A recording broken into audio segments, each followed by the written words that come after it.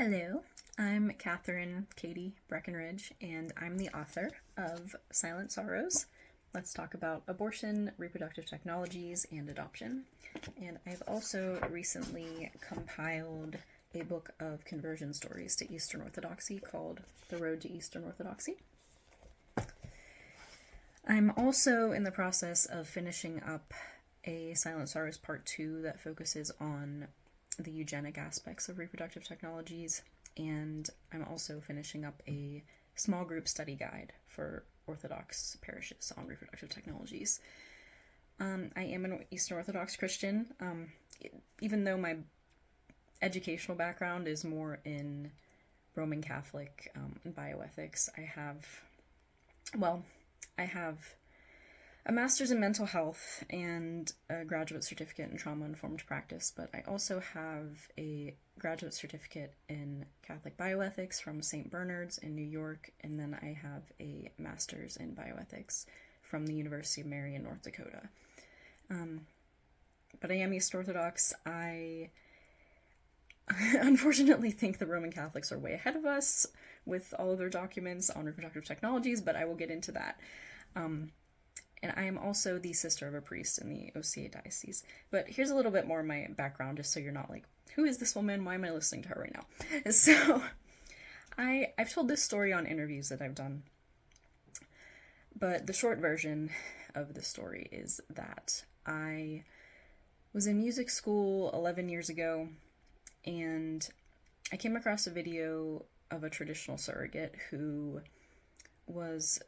So traditional surrogacy is when a woman gets artificially inseminated with her own genetic child with the intention of handing that child over to another couple or a single same-sex attracted man. There's a plethora of situations. But, so I was very disturbed by the way this traditional surrogate was speaking about her own genetic child that she was carrying. She was like, oh, I don't love him like mine. He's not made for me. As if he belonged to... As if he was a product that belonged to whoever he was being made for. And so this showed a very intentional disconnect from one's own genetic child. And this woman also, she had done this multiple times, and she also had, her own children that she considered her own children with her husband. So I was like, what? You consider those children your children, but the child that you're carrying isn't your child because he's not being made for you, even though he shares the same amount of your genetics as the children you had with your husband. So, I don't know. I was very disturbed by this. Very disturbed by the distortion of motherhood that was taking place, the distortion of the one flesh marital union that was taking place here. And I was also thinking, from the child's perspective, how would I feel knowing that my biological mother got pregnant with me just for the purpose of feeling no motherly love for me and giving me away to other people intentionally? And so there were really no groups back then addressing surrogacy, either gestational or traditional. Traditional happens less, but it does still happen frequently. And so I started kind of bombarding some of the priests in my life, like, why are we not doing anything about this? Why are we not speaking about this? And so then I started getting more involved in the pro-life movement, working for a group called Vision for Life. It was founded by a fellow Orthodox Christian, Chris Humphrey. I'm very grateful for all of his support over the years.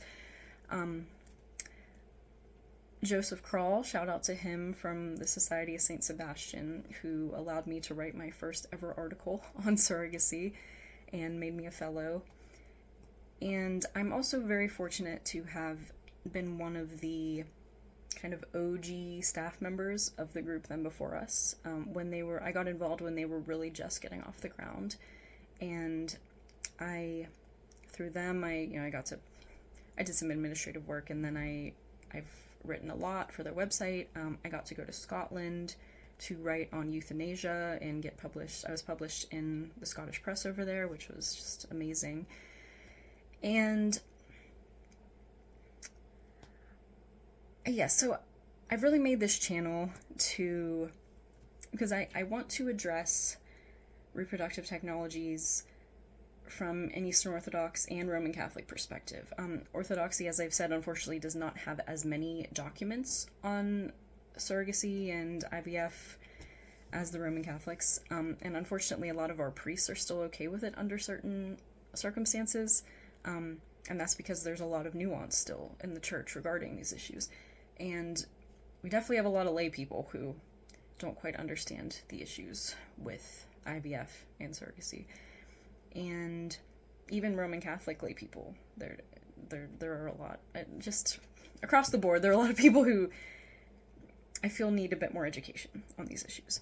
And I'm not speaking in an official capacity for the church. I'm a lay person. Of course, always speak to your priest about anything that I'm saying, but I get very frustrated when there's just a big lack of understanding of these issues in the church, and I would like to contribute to the conversation in any way that I can, using my Catholic bioethics education, my theological understandings of the teachings of Orthodoxy.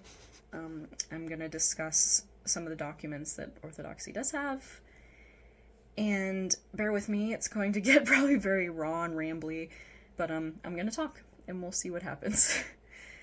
If you have any questions for me, please comment them.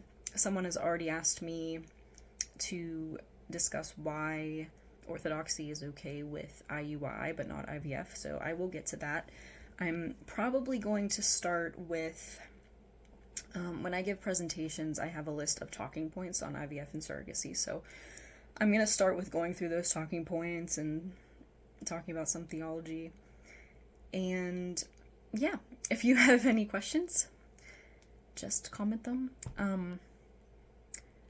If you are constantly arguing with me and being very antagonistic and not contributing to fruitful discussion at all, I will block you.